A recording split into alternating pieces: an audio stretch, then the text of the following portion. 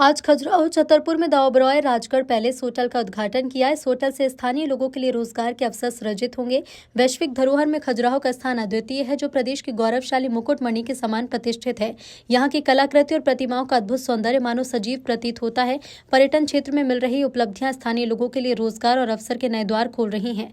पर्यटन के क्षेत्र में नई ऊंचाइयां छू रहे मध्य प्रदेश में पर्यटकों की संख्या में 526% की अभूतपूर्व वृद्धि हुई है।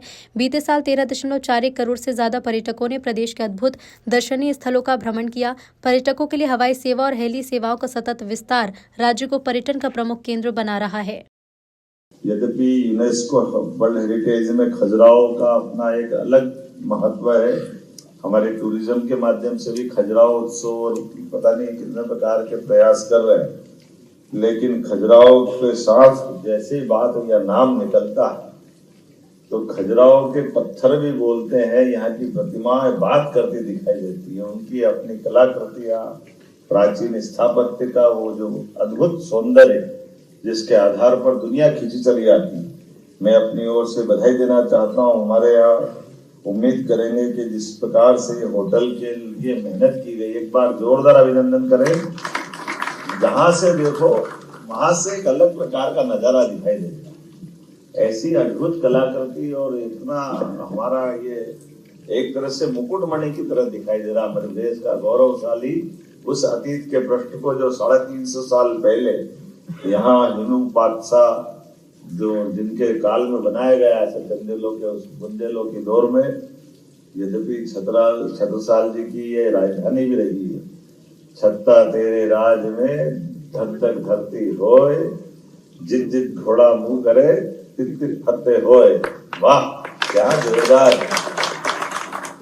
और क्या यहाँ का कवि आप ओबेरॉय जी, यहाँ का हमारा वीर रस का बुंदेलों की गौरव गाथा गाते गाते छत्रसाल से पहले का भी अलाउद्दीन का काल भी याद करोगे।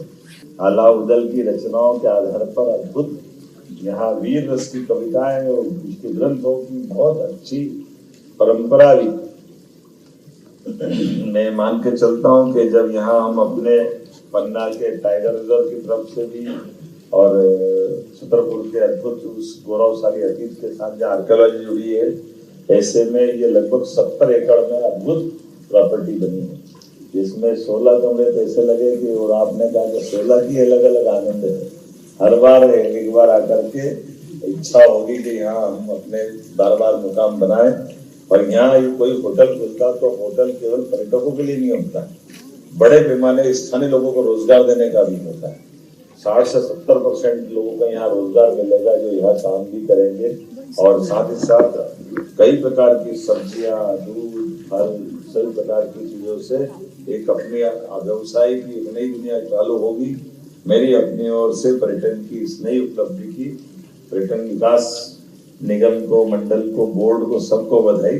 सरकार के नाते से हम सब आनंदित हैं। सरकार के माध्यम से भी हमने बहुत सारे प्रयास किए।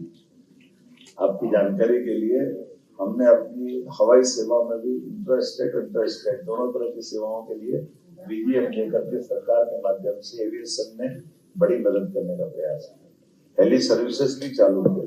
हमारी हेलीकॉप्टर्स के साथ साथ एयर एम्बुलेंस भी देश में सबसे पहले चालू की तो मध्य प्रदेश सरकार के माध्यम से चालू। तो ये कई कारण से आपकी जब आप विशेषताएं डालें तो हमारी इन विशेषताओं का भी लाभ लेते हैं। आप अलग से चौपर भी बुक करा सकते हैं, वो व्यवस्था भी हमारी है।